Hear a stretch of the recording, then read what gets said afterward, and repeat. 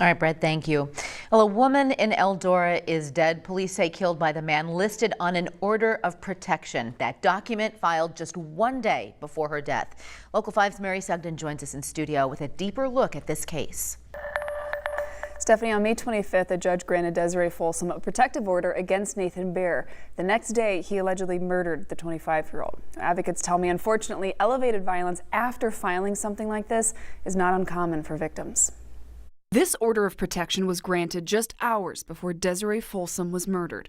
Her alleged attacker, the person this document aimed to protect her from. They can be helpful. They can also increase risk. The Iowa Coalition Against Domestic Violence says when a victim takes to the courts for protection from her abuser, it can escalate violence in some situations. Sometimes, even though they're not sure what's going to happen, they'll say, it might be risky, but I'm going to go ahead and try this anyway because we don't have very many tools or options for people. A previous study by the Iowa Department of Human Rights found protective orders were violated 16% of the time.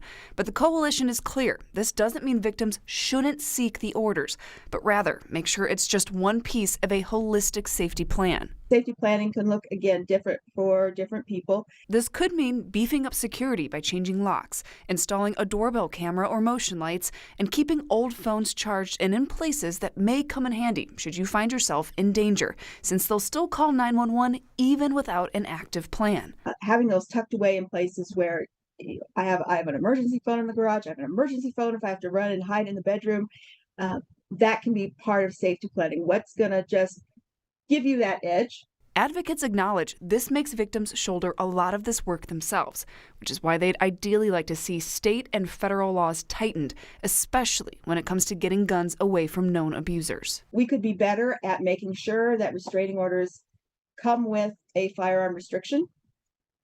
We could be better at making sure that there is a consistent practice of actually having those firearms relinquished.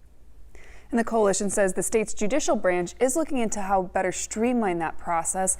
But for now, it says more funding is needed, especially in rural areas where there may only be one advocate covering an entire county. Stephanie. A lot of work to do. All right, Mary, thank you. If you or someone you know needs help in a violent relationship, call the number on your screen for the national hotline. You can also text the word START to 88788.